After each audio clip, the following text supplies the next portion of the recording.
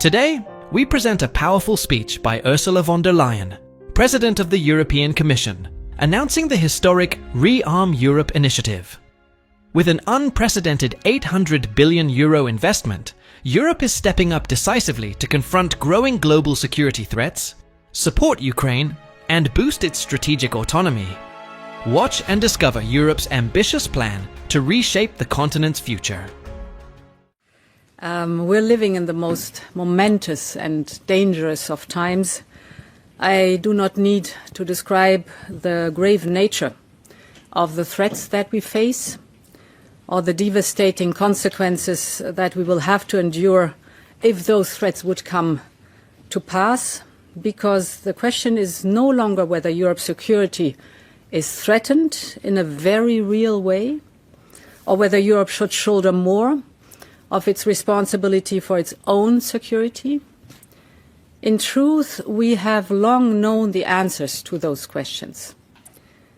The real question in front of us is whether Europe is prepared to act as decisively as the situation dictates, and whether Europe is ready and able to act with speed and with the ambition that is needed.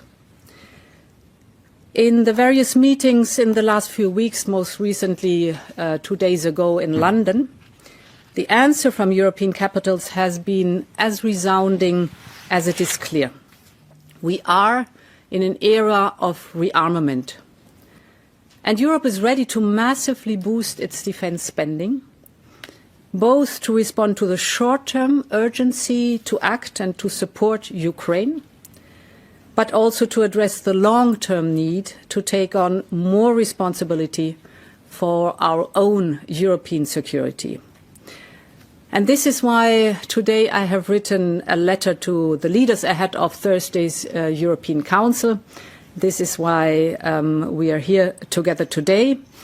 I have outlined in this letter to the leaders the ReArm Europe plan.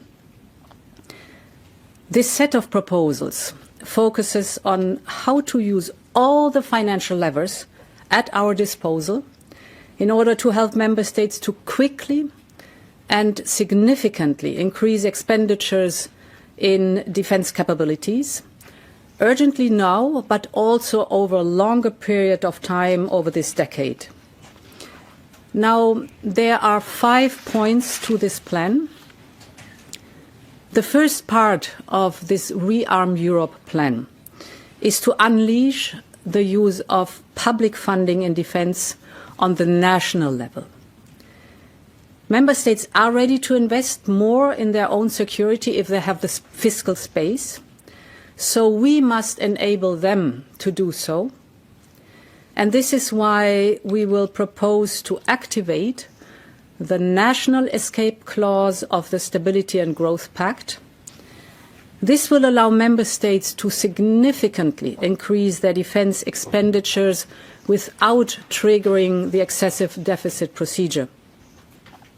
So if member states would increase their defence spending by 1.5% of GDP on average, this could create fiscal space of close to €650 billion over a period of 4 years.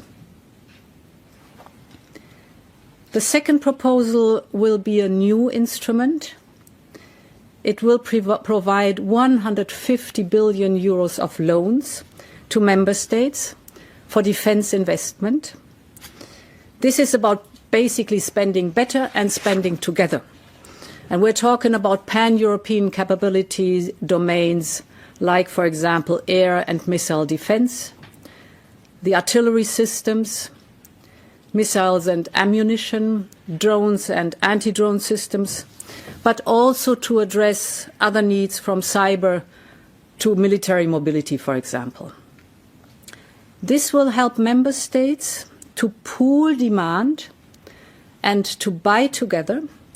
And of course, with this equipment, member states can massively step up their support to Ukraine. So immediate military equipment for Ukraine. This approach of joint procurement will also reduce costs. It will reduce fragmentation. but it will increase interoperability and, of course, strengthen our defense industrial base. And it can be to the benefit of Ukraine, as I've just described. So this is Europe's moment, and we must live up to it. The third point is using the power of the EU budget.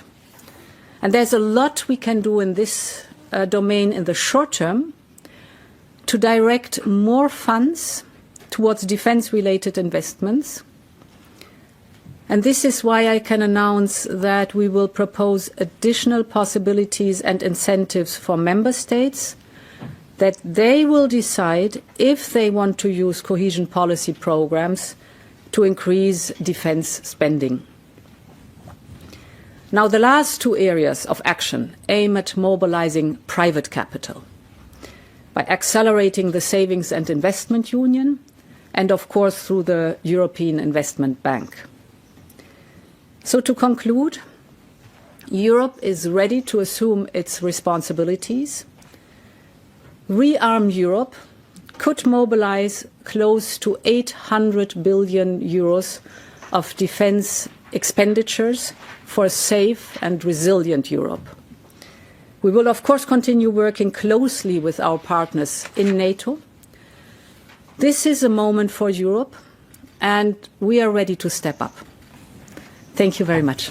Madam President. Visit our site, EnglishSpeechChannel.com, for exclusive access to video transcripts, offline audio, English lessons, and private classes. Don't forget to explore our free and new ebooks. Also, subscribe to our weekly newsletter for the latest updates. Links in the description below. Thanks for your support.